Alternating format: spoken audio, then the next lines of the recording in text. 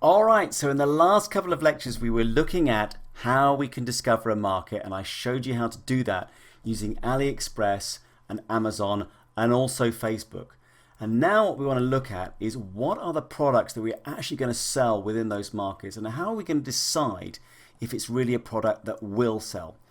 So these bullet points coming up here on this slide are key to this business model. Make no mistake, all right?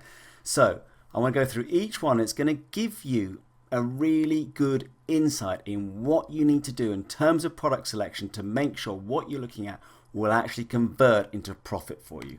Now, the first key point is price, all right? We are talking here about buying something on AliExpress at $4 or less and selling it at 15 to 20. So a significant markup. Now, there's a really good point about the $15 to $20 here. It's because this is an impulse item. If you're going to buy something for $1,000, you're going to spend time researching, you're going to talk to people, you're going to, you're not just going to buy it just like that. But at the sort of $20 mark, around that area, people will buy stuff on impulse. I'm sure you've done the same thing. Some people maintain that $50 or $100 is maybe an impulse item, and sure, go ahead, see whether you can actually do that. I play around this kind of $20 mark. I feel for me that's kind of like a sweet spot. Now, buy at 4, sell at 20 is key. I've seen people trying to buy at 4 and then sell at 6. And sure, it's kind of interesting because they've got a price point which is very competitive. So they get lots of sales, but there's so little room to create a decent profit, especially by the time you take away your advertising costs, etc., that you literally need to sell thousands and thousands of products to make a decent amount of profit. So all you're really doing is kind of processing orders, It's not a great business model. It's more of what I call the busy fool, rather than, intelligently building up a profitable market. So buy at 4 and sell at 20.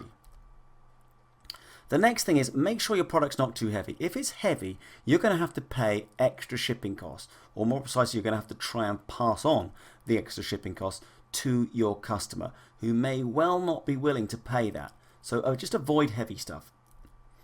Also avoid stuff that's too fragile.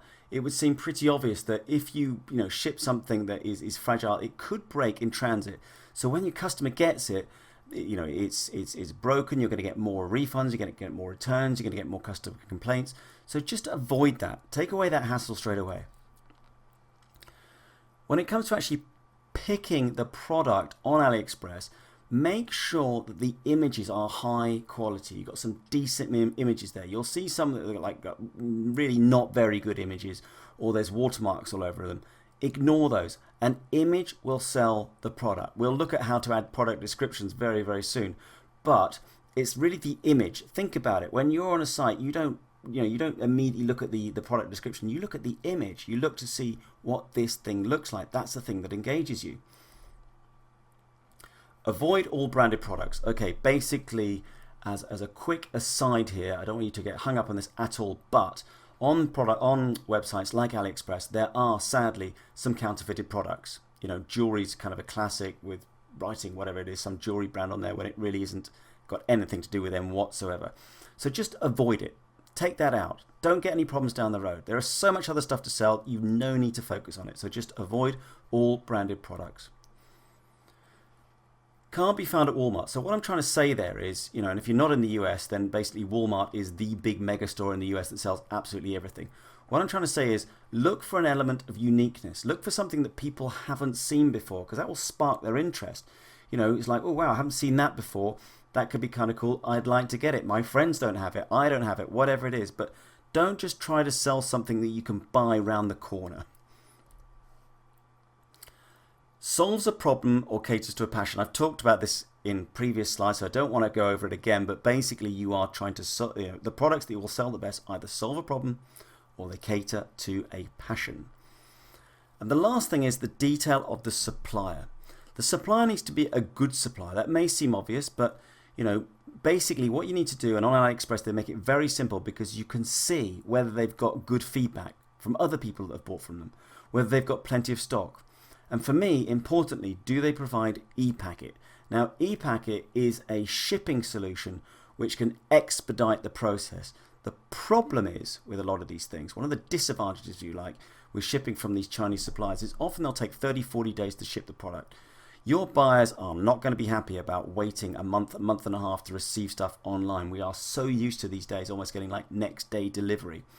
Now, because we're shipping at a slightly cheaper price point, they will be more tolerant.